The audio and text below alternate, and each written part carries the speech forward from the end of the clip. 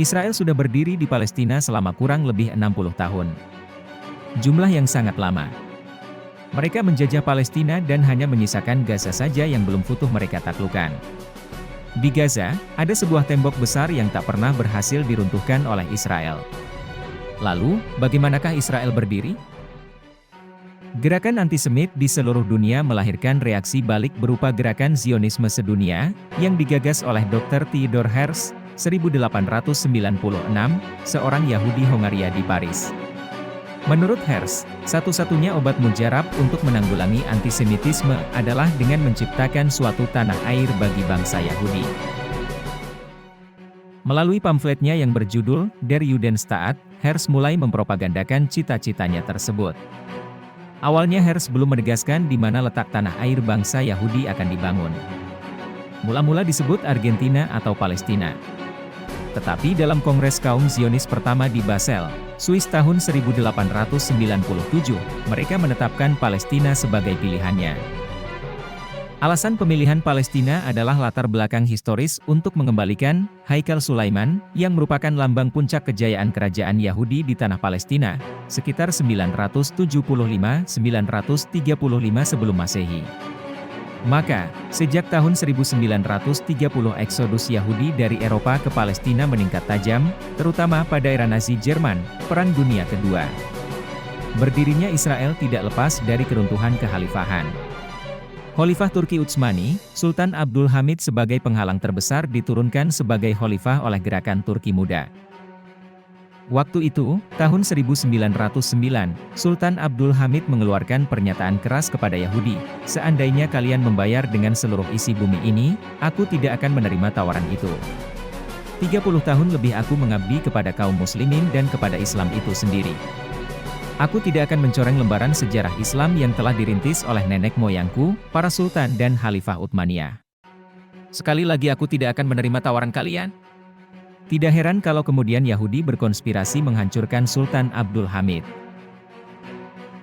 Pada Perang Dunia Pertama, 1914–1918, Turki Utsmani bergabung dengan poros sentral, Jerman, Austria-Hungaria, melawan sekutu.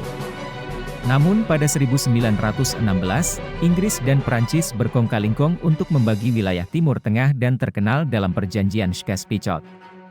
Dalam deklarasi Balfour tahun 1917, Inggris mendukung pembentukan negara Yahudi di tanah Palestina.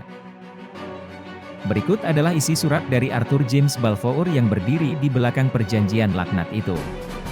Lord Rothschild yang terhormat, saya sangat senang dalam menyampaikan kepada Anda, atas nama pemerintahan Sri Baginda, pernyataan simpati terhadap aspirasi Zionis Yahudi yang telah diajukan kepada dan disetujui oleh Kabinet. Pemerintahan Sri Baginda memandang positif pendirian di Palestina tanah air untuk orang Yahudi, dan akan menggunakan usaha keras terbaik mereka untuk memudahkan tercapainya tujuan ini, karena jelas dipahami bahwa tidak ada suatu pun yang boleh dilakukan yang dapat merugikan hak-hak penduduk dan keagamaan dari komunitas-komunitas non-Yahudi yang ada di Palestina, ataupun hak-hak dan status politis yang dimiliki orang Yahudi di negara-negara lainnya.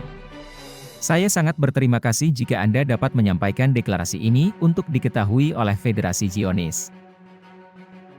Tahun 1918, Palestina jatuh. Jenderal Allenby merebut Palestina dari Khilafah Turki Utsmani.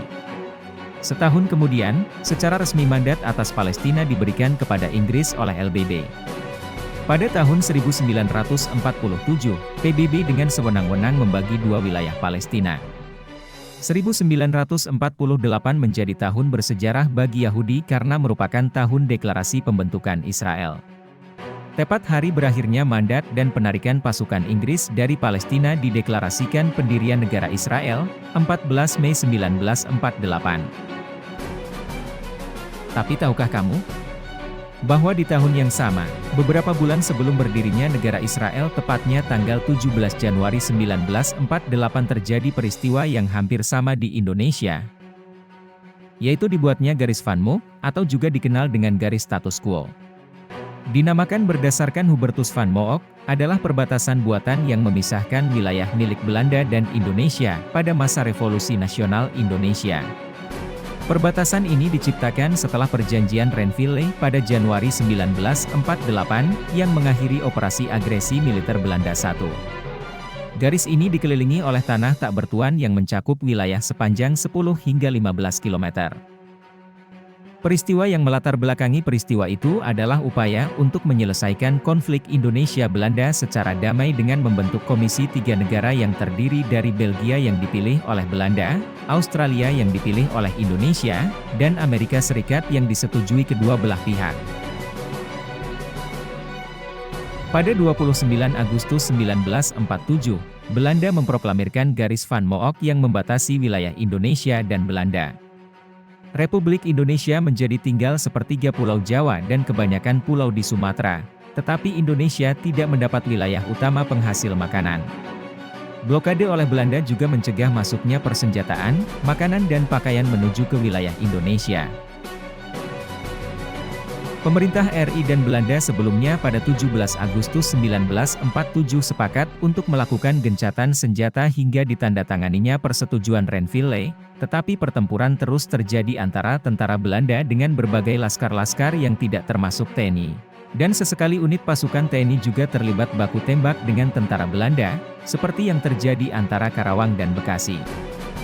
Berikut adalah isi dari beberapa perjanjian Renville. 1. Belanda hanya mengakui Jawa Tengah, Yogyakarta, dan Sumatera sebagai bagian wilayah Republik Indonesia. 2. Disetujuinya sebuah garis demarkasi yang memisahkan wilayah Indonesia dan daerah pendudukan Belanda. 3. TNI harus ditarik mundur dari daerah-daerah kantongnya di wilayah pendudukan di Jawa Barat dan Jawa Timur. Pasca diberlakukannya perjanjian Renville pada 17 Januari 1948, Divisi Siliwangi harus meninggalkan basisnya di Jawa Barat dan menempati basis baru mereka di Jawa Tengah dan Yogyakarta.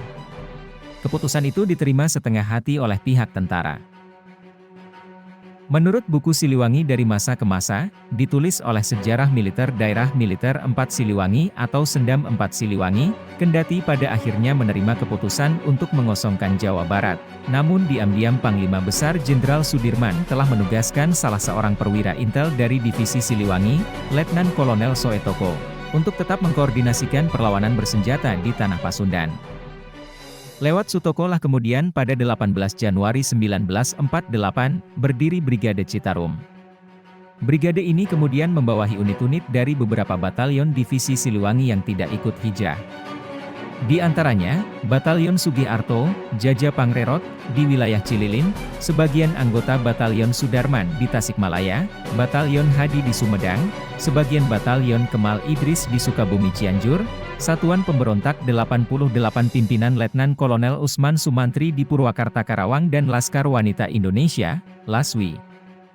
Dalam perkembangan berikutnya, banyak kesatuan laskar yang ikut bergabung seperti sebagian anggota Hizbullah pimpinan Zainal Abidin di Limbangan dan pimpinan Aceng Kurnia di Cicalengka, Sabilillah pimpinan Enoch di Wanaraja dan Markas Besar Gerilya Galunggung, MBGG, di Garut Tasikmalaya. Tak hanya Jenderal Sudirman yang tidak setuju dengan isi perjanjian Renville akan tetapi umat Islam di Jawa sebelah barat juga tak menyetujui naskah tersebut karena dianggap membunuh api revolusi nasional dan memperkecil kekuasaan negara Republik Indonesia. Sebulan kemudian pada tanggal 17 Februari 1948, umat Islam di Jawa Barat bangun dan bangkit angkat senjata menentang dan melawan Belanda, melanjutkan perjuangan kemerdekaan yang telah dicapai setengah mati.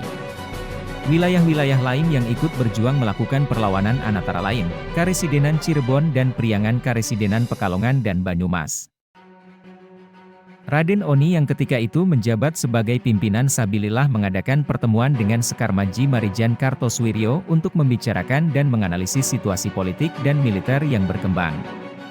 Keduanya sepakat bahwa pasukan Hizbullah dan Sabilillah harus tetap berjuang di wilayah Jawa Barat dan Jawa Tengah sedangkan anggota-anggotanya yang ikut mundur bersama Divisi Siliwangi ke Jawa Tengah harus dilucuti.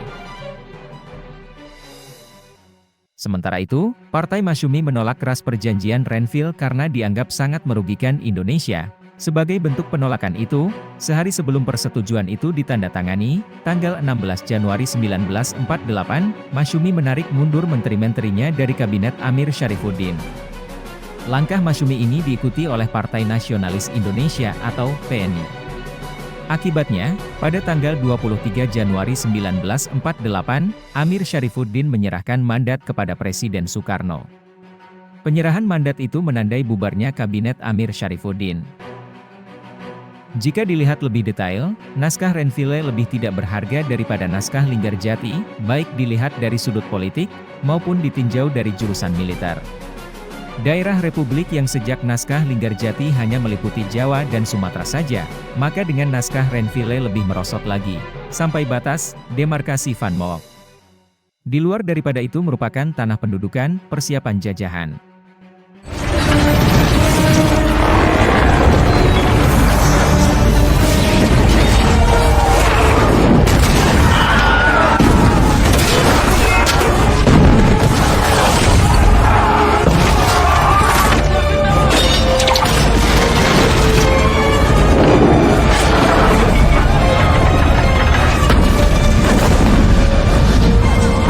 Sahabat opini, apabila di Indonesia, khususnya di berbagai daerah yang telah jatuh lagi ke tangan penjajah, tidak adanya perlawanan dari pihak kaum muslimin dan masyarakat lainnya, apakah bangsa Indonesia akan sama nasibnya seperti saudara kita Palestina pada saat ini?